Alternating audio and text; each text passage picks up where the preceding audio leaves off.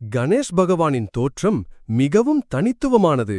அவரது பெரிய தலை, நீண்ட தும்பிக்கை, சிறிய கண்கள், பெரிய காதுகள், சிறிய கால்கள் இவை அனைத்தும் ஆழமான பொருள் தரும் பாடங்களை நமக்கு உணர்த்துகின்றன. பெரிய தலை நம்மை எப்போதும் பரந்து விரிந்து சிந்திக்கச் சொல்கிறது.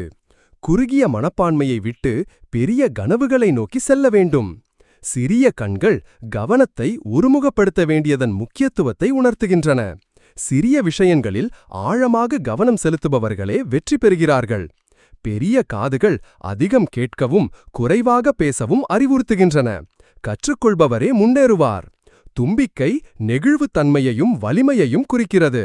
தும்பிக்கை ஒரு வலிமையான மரத்தை பிடுங்கலாம், அதே நேரத்தில் ஒரு நுண்ணிய பூவையும் மென்மையாக எடுக்கலாம். இதுபோல மனிதனும் சூழ்நிலைகளுக்கு ஏற்ப வலிமையாகவும் மென்மையாகவும் இருக்கும் கலையை கற்றுக்கொள்ள வேண்டும். சிறிய கால்கள் பணிவின் முக்கியத்துவத்தை உணர்த்துகின்றன. எவ்வளவு உயரத்தை அடைந்தாலும் கால்கள் எப்போதும் பூமியில் பதிந்திருக்க வேண்டும்.